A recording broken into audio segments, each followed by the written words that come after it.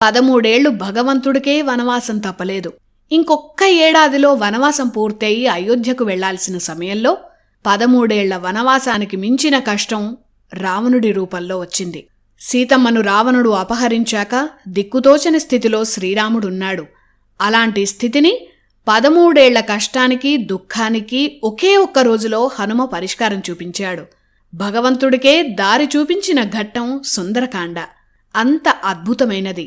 ఎన్నో ఏళ్లుగా పడుతున్న కష్టాలకు పరిష్కారం చూపించే పారాయణమే సుందరకాండ.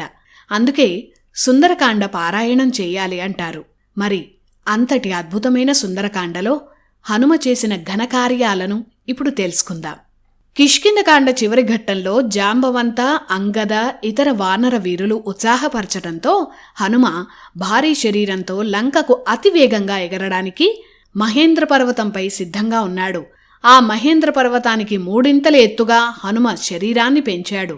ఆకాశంలో చారణులు అనే దేవతలు ప్రయాణించేంత ఎత్తులో తాను ఎగరాలని హనుమ నిర్ణయించుకొని శిరస్సు పైకెత్తి ప్రయాణానికి సిద్ధంగా ఉన్నాడు. హనుమ భారీ రూపాన్ని చూసి మహేంద్ర పర్వతం మీద ఉన్న పక్షులు, జంతువులు చెల్లాచెదురయ్యాయి. ఆ పర్వతంపైనే ఎంతోమంది తపస్సు చేస్తున్న మహర్షులున్నారు. సీతమ్మ కోసం, రామ కార్యం కోసం హనుమ వెళుతున్నాడని అతన్ని ఆశీర్వదించి ఆ పర్వతాన్ని వదిలి వెళ్ళిపోయారు.